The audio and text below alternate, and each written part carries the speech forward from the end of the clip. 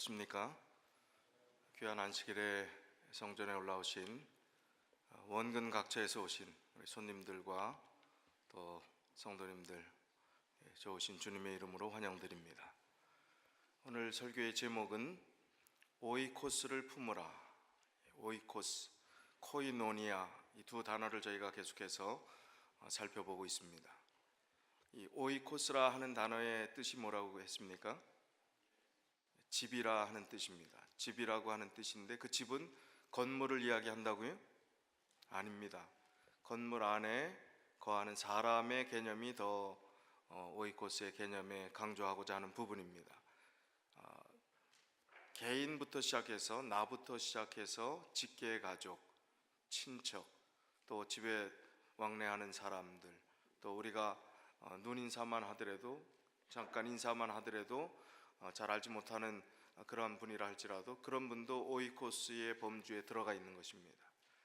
이런 오이코스의 범주에 들어간 사람들이 우리가 코이노니아, 교제, 교통, 또 사귐, 이런 진정한 교통을 통해서 예수 그리스도를 전하는 그 일을 할 수 있는 중요한 대상이라는 것입니다. 코이노니아, 오이코스. 자, 그렇다면 오이코스를 품으라 하는 그 말씀은 우리의 전도 대상이 되는 많은 분들을 정말 먼저 된 자로, 그리스도인의 정신으로 어떻게 품어야 될 것인가 하는 것이 오늘의 과제와 도전이 되겠습니다. 본문의 말씀은 잠언 27장 23절의 말씀입니다. 내 양떼의 형편을 부지런히 살피며 내 소떼의 마음을 두라. 자, 다윗 왕의 전직은 뭐였지요? 전 직업이 뭐였습니까? 다윗 왕, 목동이었습니다. 자, 근데 이 다윗 왕이 기름 부음을 받고 왕이 되기로 결정한 그 순간, 그 다음부터 딱 사무엘 선지자가 그 목동 다윗을 데려오라고 해서 기름 부음을 주고 이제 왕이 될 것이다 라고 했을 때 다윗이 그 다음 날로 목동 이제 다 집어치우고 내가 이제 왕이 될 사람인데 하면서 그 일들을 당장 그만뒀습니까? 어떻습니까? 왕이 되는 그 전날까지 그는 꾸준하게 그 일들을 했습니다. 자, 우리가 기독교에서 조금 잘못된 그 개념들이 있는데, 우리는 성경이 하나님의 택하신 백성, 왕 같은 나라, 거룩한 제사장, 그 범주에는 누가 다 들어가는 겁니까? 특정한 성직자들만 들어가는 겁니까? 아니죠. 우리 모두가 하나님의 왕 같은 족속이고 거룩한 제사장이고 택하신 나라라 하는 표현들을 했습니다. 그런데 이 성경 구절을 어떤 때 많이 쓰냐면 목사가 교인들을 잘 살펴라 하는 그 성경 구절로 이 본문의 말씀을 쓰거든요. 내 양떼를 형편을 부지런히 살피고 내 소떼의 마음을 두라.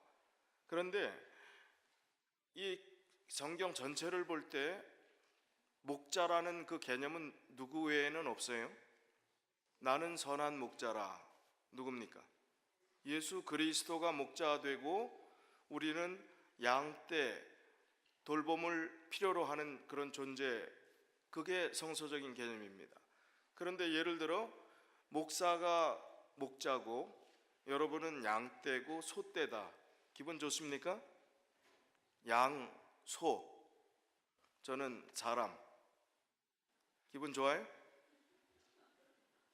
이건 말도 안 되는 얘기 아닙니까? 얼마나 격차가 있는 겁니까? 교인들은 양 수준이고 목사는 사람이란 말입니다. 그것도 뭐 이리저리 모는 지팡이 가지고. 이게 기독교에서 아주 잘못된 부분인 것 같아요. 목자는 누구만? 예수 그리스도만 우리의 목자 되실 수 있는 것입니다.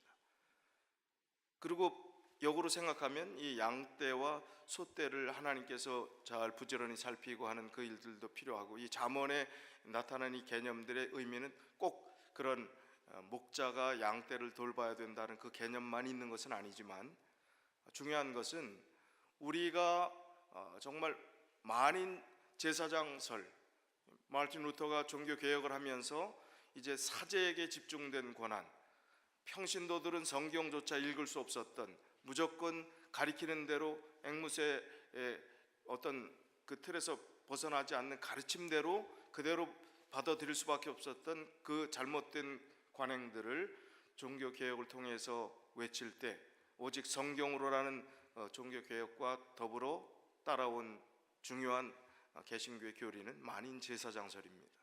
모든 사람이 제사장이 된다는 것입니다. 그런 거룩한 성직의 자세를 가지고 하나님을 섬기고 또 사람들에게 전도하기 위해서 노력하라는 것입니다. 그럼 우리가 그 관점에서 볼 때 이 양떼의 형편을 부지런히 살피며 소떼의 마음을 두라는 것은 우리도 어떤 심정으로 그러란 얘기예요. 목자의 심정으로, 만인 제사장의 개념 속에서 목자의 심정을 가지고 우리가 그런 마음으로 살펴보라는 것입니다. 관심을 가지라 하는 그런 의미가 되겠습니다. 그래서 이 본문의 성경 구절에 우리가 분명한 이해가 필요하고 또 오해가 없었으면 좋겠습니다.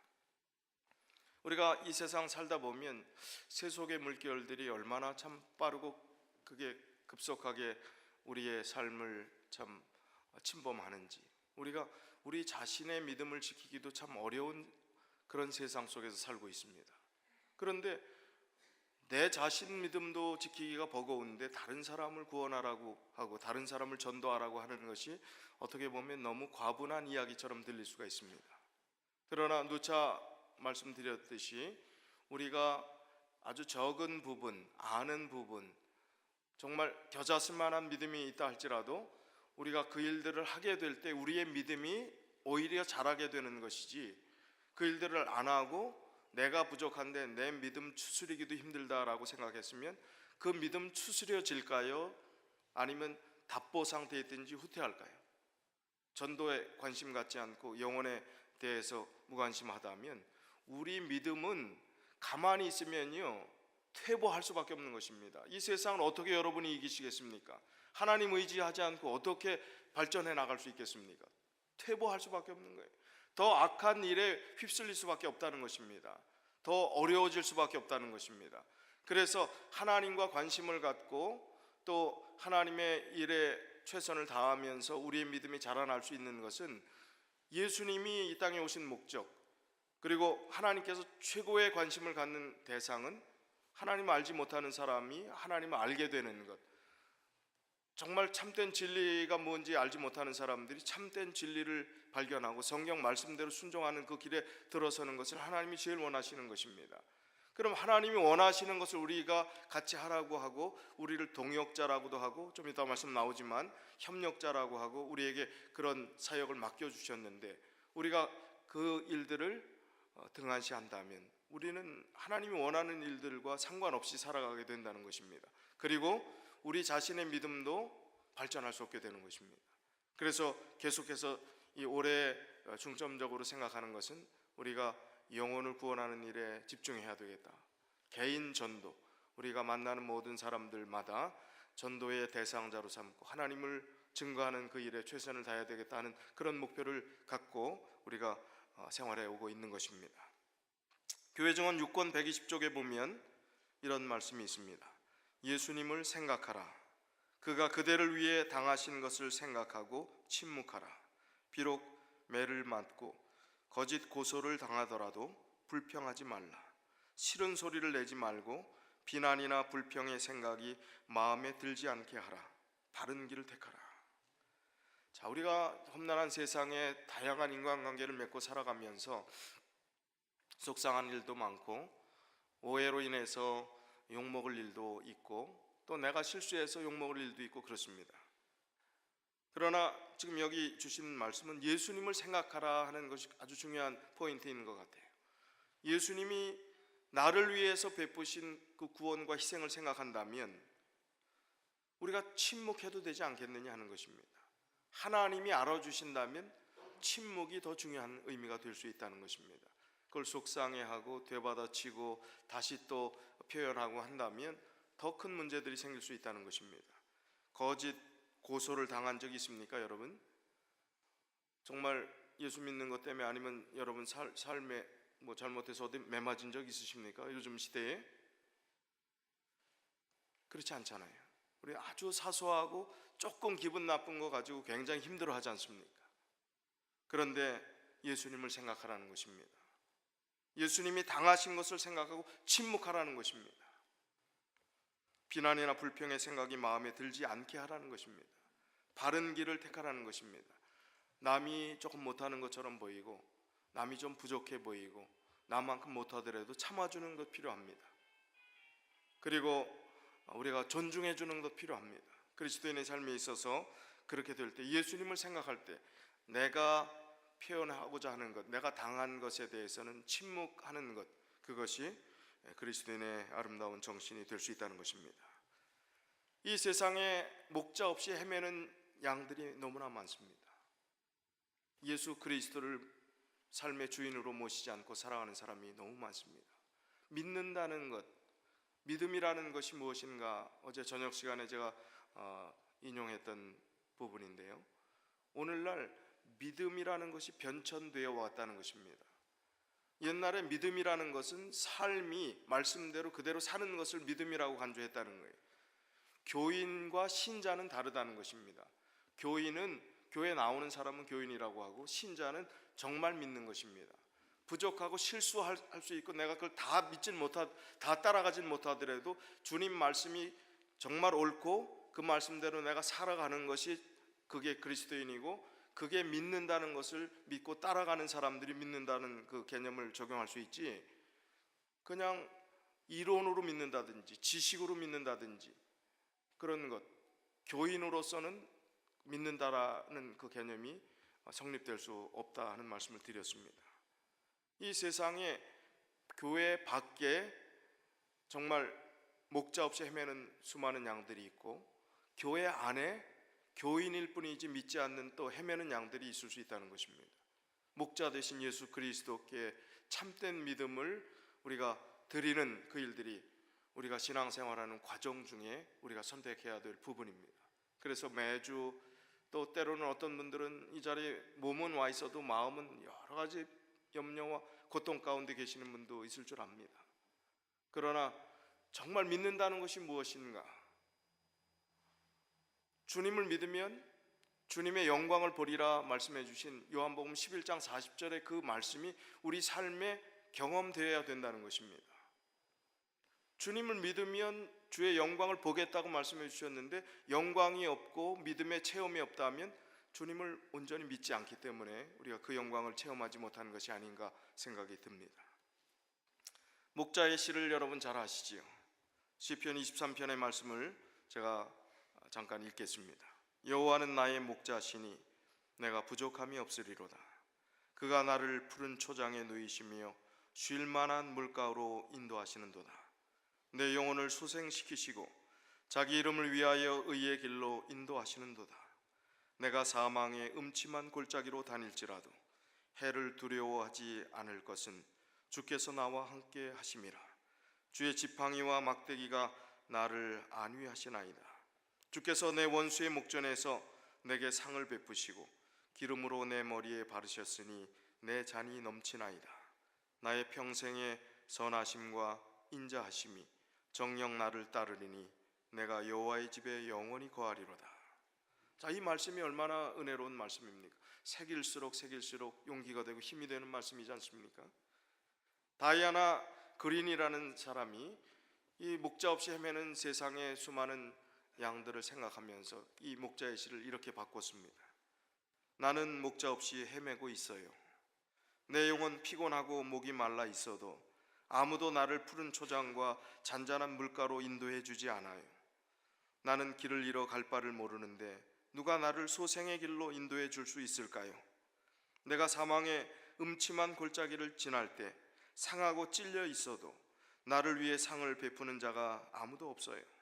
다만 해치려는 원수들로 에워싸여 있어요. 아무도 내 머리에 기름을 발라주지 않고 내 잔은 홀로 비어 있어요. 내 평생은 실망과 기만으로 가득 차 있을 뿐 내게는 돌아갈 본향도 없어요. 나는 언제까지 이 질고의 집에서 살아야만 할까요? 우리에게 도전을 주는 말씀이지 않습니까? 이런 마음을 가지고 살아가는 수많은 사람들이 있다는 것입니다. 여러분 한번 집에 가셔서 내가 접촉할 수 있는 사람이 과연 이 이민 생활을 하면서 몇 명이 될까? 신앙생활 하는 사람 말고 먼저 직계 가족들 중에서 신앙생활 못하는 분들을 이름을 쓰시고, 그 다음에 친척 중에 굳이 여기 가까이 사는 분 아니래도 상관없습니다. 그 다음에 친척 다음에 아는 친구들이나 그 외의 교우 관계들을 써보시고, 그 다음에 마지막 단계는 그냥 인사 정도 지나는, 예를 들어 슈퍼마켓의 가게의 어떤 주인들이라든지 여러분이 거래하는 어떤 사업 관계된 사람들의 그런 안면 있는 사람들인지 쭉 써보세요. 한 몇 명쯤 될까요? 우리가 한국에 살았다면 보통 사람들은 100명 정도의 인원을 쓸 수 있다는 것입니다. 그 100명 정도의 인원을 가지고 우리가 이민 생활하니까 다 많이 줄이고, 여기는 한국 사람이 LA나 뉴욕처럼 많이 살지 않으니까 다 줄이고 한 10명 정도 쓸 수 있겠습니까? 해보면 각 개인이. 그것도 안 됩니까? 아브라함처럼 자꾸 깎을까요? 50명에서 막 쭉 10명 깎듯이. 한번 써보세요. 그리고 그 영혼을 위해서 내가 어떤 노력을 해야 될 것인가. 내 힘으로는 안 되니까 하나님, 이 영혼들을 구원하기 위해서 제가 어떤 지혜를 가지고 접근해야 될지 하나님 알려주십시오. 이분들을 정말 사랑하는 마음을 주십시오. 그리고 주님께서 그토록 원하시는 영혼 구원의 사명을 제 마음속에 정말 가득 담을 수 있도록 주님 도와주십시오. 그런 마음 가지고 기도하고 그 영혼들을 놓고 우리가 간구하게 되면 하나님께서 길을 열어주시지 않겠습니까? 전도는 우리가 하는 겁니까? 하나님이 하는 겁니까? 사람을 변화시키는 것은요, 하나님이 하시는 것입니다. 우리는 도구일 뿐입니다. 심부름꾼일 뿐입니다. 하나님께서 하실 것인데 우리가 그 일들을 가지고, 하나님은 그러나 동역자로 협력자로 우리를 부르셔서 그 일들을 하시겠다고 하신 그 의미가 얼마나 중요한지 또 생각해 봐야 합니다. 자, 그러기 위해서 오이코스를 품기 위해서 우리는 어떤 사람이 되어야 되는가? 아주 중요한 두 번째 개념은 화평케 하는 자가 되어야 합니다. 팔복의 말씀 중에서 마태복음 5장 9절에 어떤 말씀이 있어요? 화평케 하는 자는 복이 있나니 저희가 하나님의 아들이라 일컬음을 받을 것이며. 자, 화평케 하는 자가 복이 있다. 그런 자가 하나님의 아들이라 불려줘도 그런 사람이 하나님의 아들이라 불려질 자격이 있다, 그런 말씀입니다. 화평케 하는 자. 자, 어떻게 하는 것이 화평케 하는 것인가? 싸움을 말리는 사람이 화평케 하는 것인가? 빌립보서 2장 5절로 8절에 어떤 마음이 화평케 하는 것임을 이렇게 설명하고 있습니다. 너희 안에 이 마음을 품으라. 그 마음이 뭐라고요? 곧 그리스도 예수의 마음이니 그는 근본 하나님의 본체시나 하나님과 동등됨을 취할 것으로 여기지 아니하시고 오히려 자기를 비어 종의 형체를 가져 사람들과 같이 되셨고 사람의 모양으로 나타나셨으며 자기를 낮추시고 죽기까지 복종하셨으니 곧 십자가에 죽으심이라. 화평케 하는 자의 기본 마음의 자세는 비우는 것입니다. 낮추는 것입니다. 자기가 살아있을 때 그 화평의 사명들을 감당할 수 없습니다. 이해관계를 따질 때 화평의 사역들을 감당할 수 없습니다. 그렇다면 좀 손해보고 또 어떤 면에서는 내 권리를 좀 양보해야 될 그런 상황이 있을 수도 있어요. 그러나 우리가 예수님처럼 생명까지 다 바쳐서 그렇게 하라고 지금 어떻게 오늘날 교회에서 그렇게 이야기를 합니까? 그것도 안 하는데, 그런 얘기도 안 하는데, 순교자가 다 되라고 얘기하지도 않는데, 조금 양보하라고 하는데, 조금 인내하라고 하는데, 조금 더 손해보라고 하는데, 그것조차 안 하려고 한다면 어떻게 화평의 사역을 감당할 수 있겠습니까? 그리고 어떻게 하나님의 일들을 우리가 할 수 있겠습니까? 그래서 중요한 것은 너희 안에 이 마음을 품으라. 바로 예수 그리스도의 마음이 어떤 것인지 우리가 배워가는 사람들, 평생 그것을 배워가는 사람들이 주님의 마음을 이해하기 위해서, 정말 주님께서 우리에게 베푸신 사랑과 구원이 얼마나 큰 것인지를 우리가 경험하기 위해서 정말 기도하면서 그 가치를 생각하게 될 때, 그 가치를 이해하는 사람들이 하나님 사역에, 하나님께서 원하시는 일에 자원하는 심령을 갖게 될 것입니다. 저희가 좀 전에 저희 클래스에서 그런 대화들을 했지만, 자, 구원이 돈으로 매길 수 없기 때문에 너무나 가치 있는 것이기 때문에 공짜입니다. 그런데 사람들은 그 공짜가 싸구려 공짜처럼 여기기 때문에 그 구원에 대해서 무관심합니다. 값으로 매길 수 없는 프리입니다. 그런데 너무나 가볍게 여겨지는 것이 구원이에요. 하나님께서 우리에게 베풀어 주신 것이 돈으로 매길 수가 없어서, 아니 일식 식당에 가서 어디 뭐 생선 하나 시키려고 해도 가격 없는 게 있잖아요. 거기 뭐라고 써 있어요? 시가가 마켓 프라이스. 뭡니까? 그때 다르다는 거예요. 그 가격이 비쌀 때가 있고 쌀 때가 있고 그렇다는 것입니다.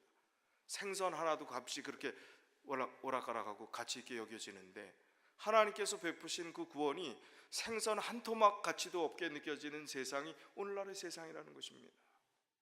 공짜도 너무나 싸구려 공짜처럼 여기고 믿어지지 않아서 그것을 받아들이지 않는 것입니다. 그 구원을 받아들이지 않는 거예요.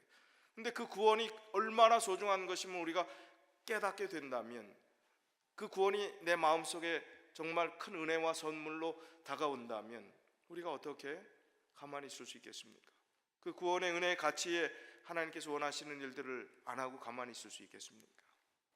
바로 그것이 그 구원을 마음속에 생각하고 그 가치와 은혜들을 계속해서 나의 것으로 만들고 그 기쁨이 나의 것이 되도록 하게 하는 것이 바로 우리 그리스도인들이 가져야 될 첫 번째 자세입니다. 내가 그런 마음가짐을 가졌을 때 다른 사람들에게 영향을 끼치게 되어 있는 것입니다.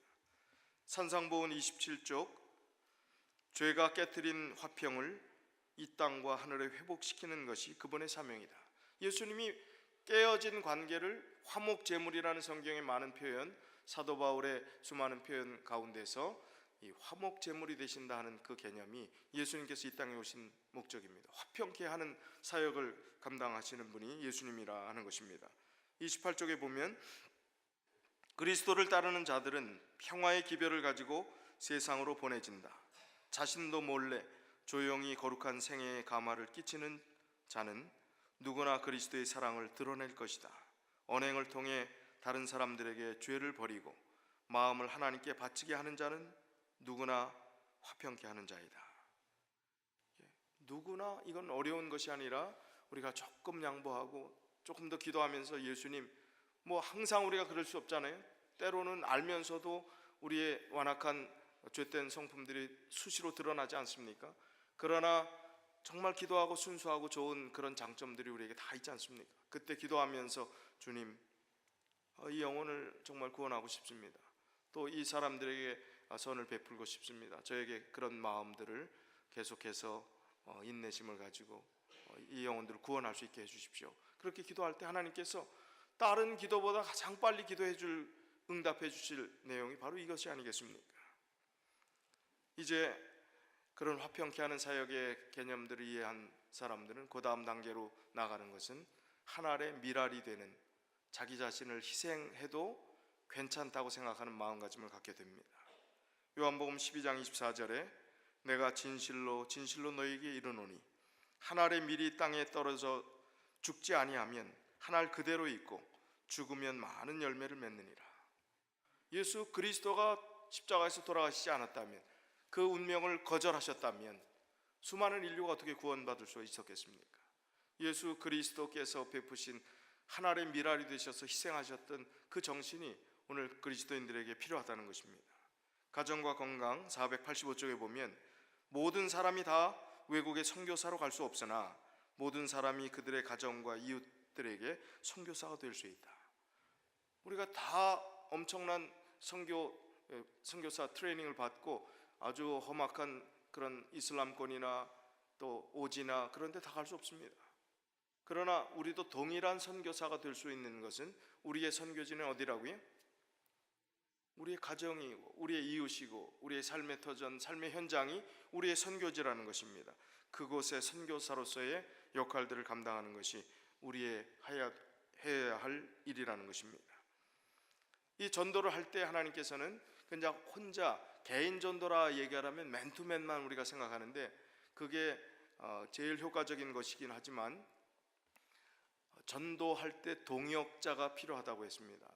그리고 이 동역자들을 통해서 일할 때 효율적이라고 했습니다.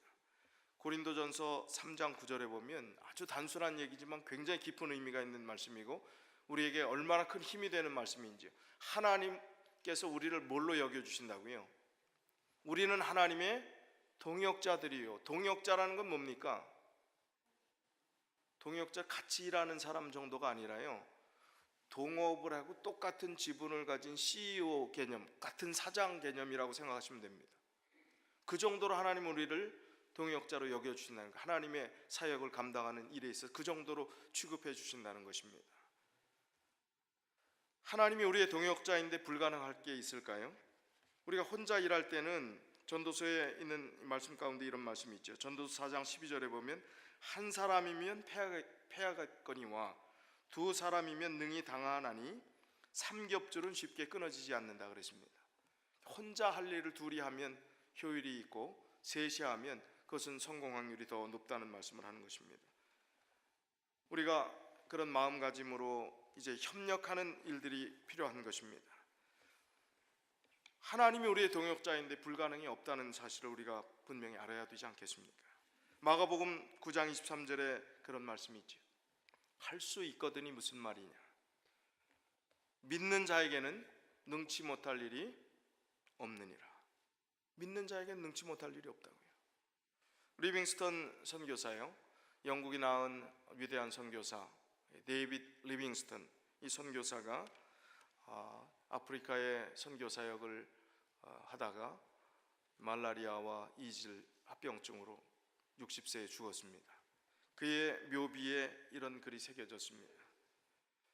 여기 하나님을 두려워함으로 세상을 두려워하지 않는 사람이 있다.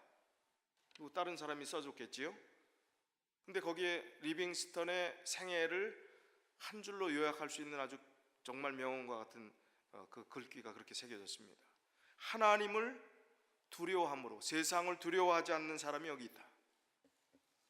자, 하나님이 우리의 동역자라고 하셨으면 리빙스턴이 가지고 있었던 그런 마음도 우리도 가질 수 있습니까?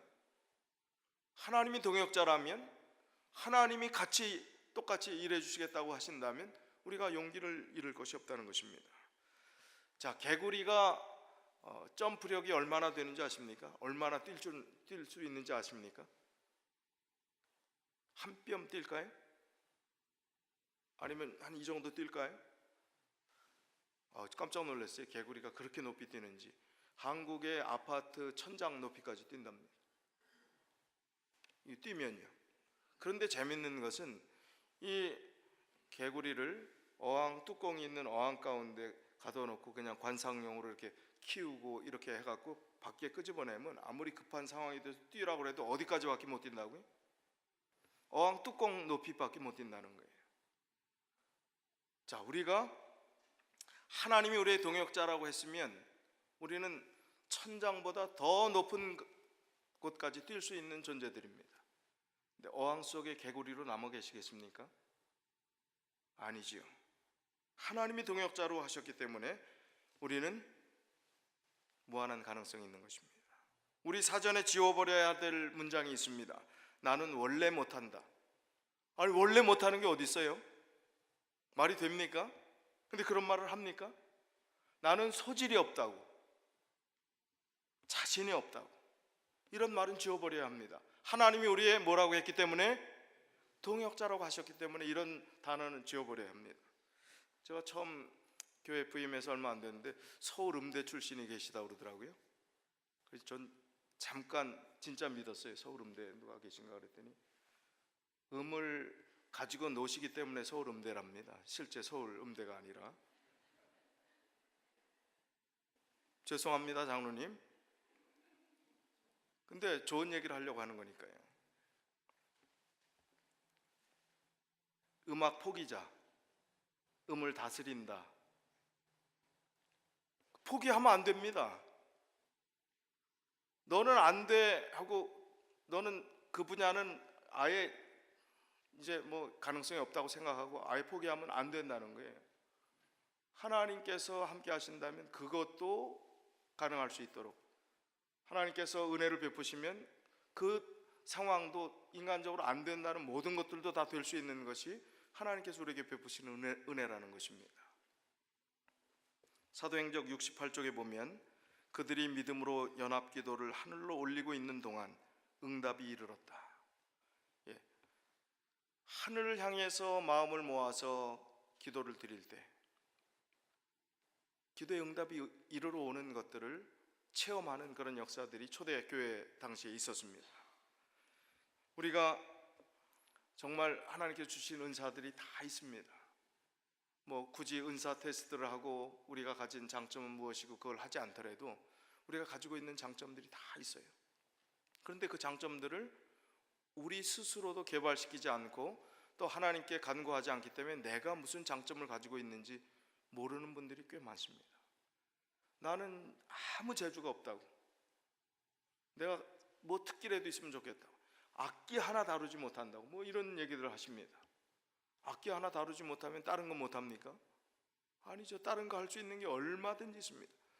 자, 여러분 지금 하시는 일에 종사하는 그 일이 내가 좋아서 선택해서 재미있어서 한 분이 있고 어쩌다가 먹고 살기 위해서 하신 분도 있고 그렇습니다. 그러니까 뭐 나와 상관없이 하는 일들을 좋아서 하는 일들이 아니면 그게 짐이 되고 고달프고 그게 하나의 멍해가 되는 것이죠. 잘 되면 좋지만 안 되면 힘들고 또 괴롭고 여러 가지 고통들이 있습니다.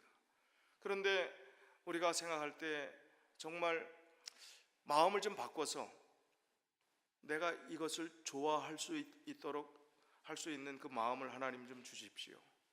이렇게 힘들고 어려운데 신명나게 일할 수 있도록 좀 하나님 그런 마음을 좀 주십시오.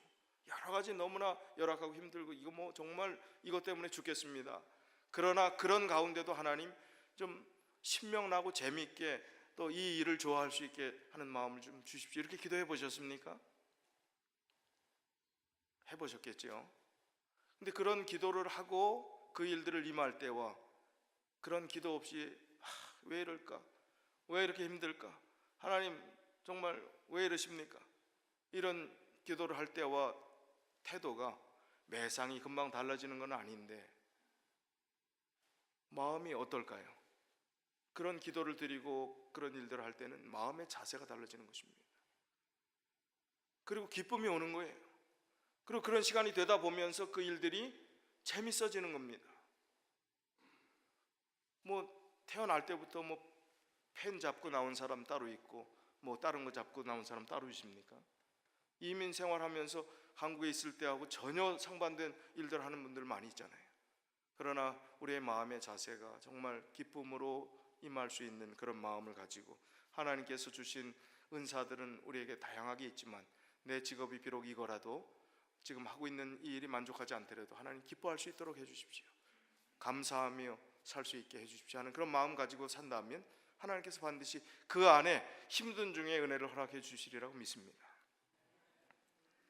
베드로전서 4장 10절 보면 하나님 우리에게 각각 은사를 주셨음을 이렇게 표현하고 있습니다. 각각 은사를 받은 대로 하나님의 각양 은혜를 맡은 선한 청지기 같이 서로 봉사하라. 각각 은사를 받은 대로 하나님의 각양 은혜를 맡은 선한 청지기 같이 서로 봉사하라. 자, 은사가 없다고 생각하시는 분, 내가 할 수 있는 일들에 대해서 한번 집에 가서 써보시면 한 10가지는 나올까요? 안 나올까요? 10가지도 안 나온다고 생각하시는 분은 제가 알려드리겠습니다. 나는 요리를 정말 난 요리는 자신이 없어 하시는 분 계세요? 어떤 분은 내가 담궈서 이렇게 내놓은 김치 가지고 맛있다 소리 들어보신 분 계세요? 그럼 그 힌트가 아닙니까? 김치 맛있다는 소리 들으면 그런가 보다 하고 그냥 기분만 좋아하지 마시고 그 다음 어떻게 하라는 얘기예요? 김치 담기 힘든 분이 있습니까? 없습니까? 많아요. 그럼 어떻게 하라고요? 김치 맛있다는 이야기 들은 분은 담글 때 조금 더 담그셔서 어떻게 하라고요? 김치 못 담그는 분이 누가 있을까? 너무 힘드셔서 연로하셔서 우리 교회 힘든 분 누굴까? 너무 바빠서 그런 분 누굴까? 이렇게 생각해 보면 답이 나오는 겁니다. 김치 그거 보통 어려운 게 아니잖아요. 이렇게 하시는 분 계시면 자, 부친 게 못 부치는 분, 날이 좀 쓸쓸하고 비가 오고 그러면 집에서 빈대떡이나 부쳐 먹지, 뭐 그런 노래 가사도 있잖아요. 예. 그거 못 하시는 분 있습니까? 제가 레시피 알려드려요? 고추장 좀 섞고 야채 있는 거 좀 썰어 놓고 밀가루 해갖고 물 좀 넣고 반죽해갖고 그냥 기름 넣고 두세 번 뒤집으면 되는 거 아닙니까? 그거 못 합니까?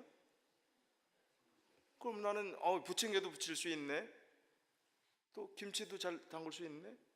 이렇게 이런 식으로 하나 둘씩 따져보다 보면 내가 할 수 있는 것들이 10개 이상 나옵니다. 10개 이상. 그 뭐 이게 사실은 이 코이노니아 생활 전도 훈련 학교의 교재를 가지고 지금 쭉 하는 거거든요. 그런 데서는 실습을 다 시킨다고, 써보라고 하고 다 그런 과정들을 설교기 때문에 생략하지만 얼마든지 있습니다. 지금 먹는 거에 대한 비근한 예를 드렸지만 먹지 않는 것에 대한 각각 소소한 것이지만 굉장히 귀한 은사를 가진 분이 있어요. 어떤 분은 참 만나면 기분이 좋아요. 항상 웃는 얼굴이니까. 그러니까 항상 뭐가 잘 풀리는 줄 알았더니 잘 풀리지도 않아요. 근데 그렇게 싱글벙글해요. 안 풀려도 싱글벙글해야 됩니까? 그리스도인들이? 안 풀린 게 뭐 있어요? 하나님께 받은 구원 하나만 해도 싱글벙글해야 되는 거 아니에요? 왜 이렇게 인상 쓰고 있습니까? 하나님께 받은 구원 하나만 갖고도 싱글벙글해야 되는 거예요.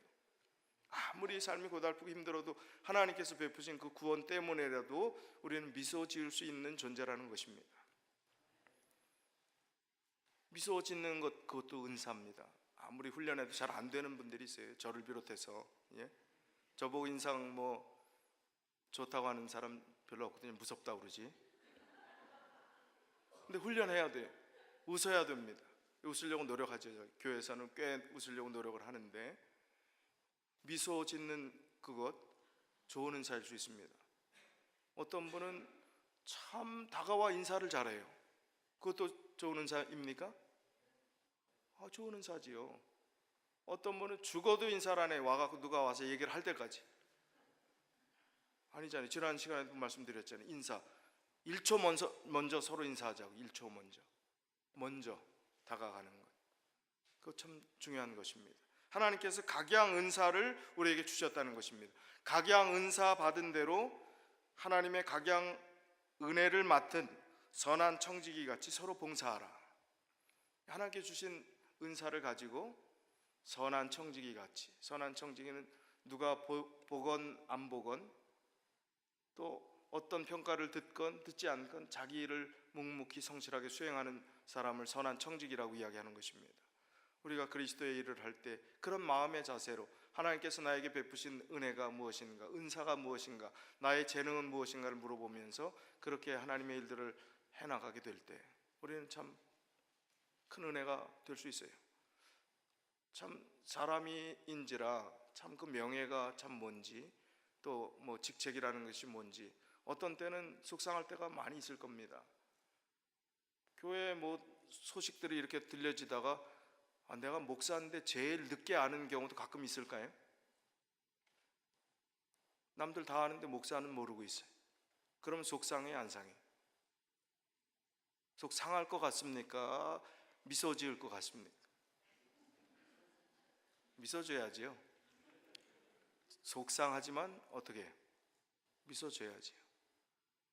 여러분들도 어떤 직책이나 부서 때문에 어떤 그런 권리나 뭐 이런 저런 것 때문에 그런 거 가지고 기분 나빠할 일들이 얼마든지 있을 수 있어요. 공동체 안에서. 그러나 그럼에도 불구하고 어떠자고요? 사정이 있었겠지. 그거 뭐 대단한 거라고. 알았으니 됐지. 이런 마음 가지고 미소 지어야지 어떡하겠습니까? 그럼 그걸 가지고 꽁 하고 마음의 부담 가지고 그냥 속상해서 그 속상함이 누적되면 자기 신앙에 도움이 될 게 하나도 없거든요. 그래서 선한 청지기 같이 하라 하는 이 단어 가운데는 그럼에도 불구하고 묵묵히 성실하게 모든 일을 감당하는 것은 비난에도 불구하고 또 오해에도 불구하고 또 속상함에도 불구하고 묵묵히 책임감 있게 성실하게 그 일들을 감당하라는 것입니다. 얼굴 표정 바꾸지 말고 그렇게 하라는 것입니다. 그게 선한 성지기 같이 서로 봉사하라. 하나님께 주신 은사를 가지고 각양 은혜를 맡은 그런 마음으로 일하게 될 때 오이코스의 정신, 많은 사람들을 품을 수 있는 그런 마음가짐을 가질 수 있게 될 것입니다. 11절에 보니까 베드로전서 4장 11절이요, 만일 누가 말하려면 하나님의 말씀을 하는 것 같이 하고 누가 봉사하려면 하나님의 공급하시는 힘으로 하는 것 같이 하라. 이는 범사에 예수 그리스도로 말미암아 하나님이 영광을 받으시게 하려 함이니 그에게 영광과 권능이 세세에 무궁토록 있느니라. 아멘. 하나님이 결국 영광 받기 위해서 우리의 삶이 그렇게 꼴지어져야 된다는 것입니다. 봉사나 모든 것이 결국 하나님의 영광이 되어야 되는 거예요. 속상한 건 뭡니까? 왜 속상해? 내가 영광 받으려고 했고 내 기득권을 찾으려고 했으니까 속상한 거예요. 하나님이 영광 받을 건데 속상할 필요가 있습니까? 내가 좀 소외돼도 속상할 이유가 있어요? 하나님이 영광 받으시면 되는 거 아닙니까? 그런 마음가짐이 우리에게 있다면 정말 얼마든지 품을 수 있어요. 얼마든지 오이코스의 정신을 가지고 그렇게 살 수 있을 것입니다. 그런데 속상한 것은 우리가 아직 살아있기 때문에 그런 것입니다. 우리가 일상생활하면서 자꾸 그런 일들이 생기잖아요, 우리 스스로. 그러나 또다시 우리가 추스리고 또다시 기도하고 또다시 이 자리에서 생각하는 것은 그럼에도 불구하고 포기하지 않고 주님의 십자가를 생각하며 예수 그리스도께서 이 땅에 오셔서 하신 일들을 생각하며 우리가 예수님의 정신으로 살아가고 그리스도의 마음을 가지고 너희가 이 마음을 품으라고 했던 그 마음을 품고 살아가게 될 때 하나님께서 결국 영광 받으시는 것이 아닌가 하는 것입니다. 그래서 누가 말하려면 하나님이 말하는 것 같이 하고 누가 봉사하려면 하나님이 공급하시는 힘같이 하라는 것입니다. 정말 하나님이 공급하시는 힘같이 봉사하는 것이 사람들도 느껴질까요? 느껴집니다. 마지못해 하는 것, 정말 기쁨으로 하는 것, 좋아서 하는 것, 사람도 다 합니다. 여기서 하나님이 공급하시는 힘으로 하는 것 같이 봉사하라고요.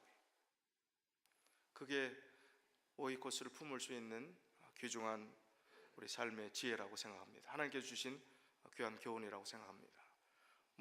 여러분들이 지금 던져드린 몇 개의 도전 가운데서 집에서 한번 곰곰이 생각하시면서 오이코스를 내가 어떻게 품을 수 있을까 하는 그 숙제를 내드립니다. 그러면 여러분이 한번 몇 명 정도를 내가 오이코스로 삼을 수 있을까? 하나님께서 나에게 주신 은사는 몇 개나 될까? 할 수 있는 일은 뭘까?